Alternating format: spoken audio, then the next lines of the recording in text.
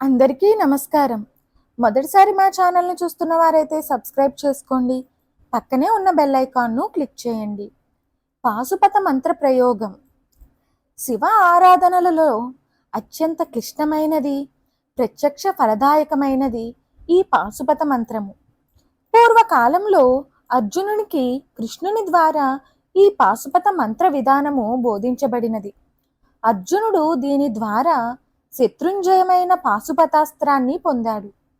పాశుపతము రుద్ర సంపుటి ద్వారా చేయవలెను.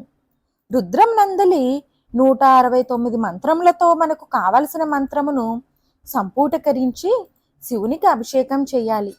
ఉదాహరణకు ఆరోగ్యాన్ని, ఆయుర్వృద్ధిని ఇచ్చే అమృత పాశుపతమును చేస్తున్నప్పుడు ముందుగా పాశుపత మంత్రమును చెప్పాలి.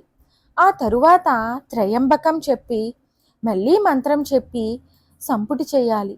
ఈ మంత్రం చెప్పాక రుద్రంలోని ఒక మంత్రం చెప్పాలి. తర్వాత మళ్ళీ త్రయంబకం చెప్పాలి. ఆ తర్వాత మళ్ళీ త్రయంబకం చెప్పి రుద్రంలోని తర్వాతి మంత్రాన్ని చెప్పాలి. ఇలా 169 రుద్ర మంత్రములను సంపూటీకరిస్తే అది ఒక పాశుపతం అవుతుంది.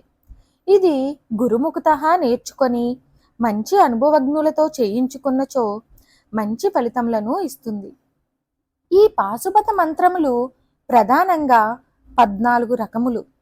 1 మహాపాశుపతము, 2 మహాపాశుపతాస్త్ర మంత్రము, 3 త్రిశూల పాశుపతము, 4 అఘోర పాశుపతము, 5 నవగ్రహ పాశుపతము, 6 కౌబేర పాశుపతము, 7 మన్యు పాశుపతము, 8 కన్యా పాశుపతము, 9 వరపాశుపతము, 10 రుణ విమోచన పాశుపతము, 11 సంతాన పాశుపతము, 12 ఇంద్రాక్షి పాశుపతము, 13 వర్ష పాశుపతము, 14 అమృత పాశుపతము.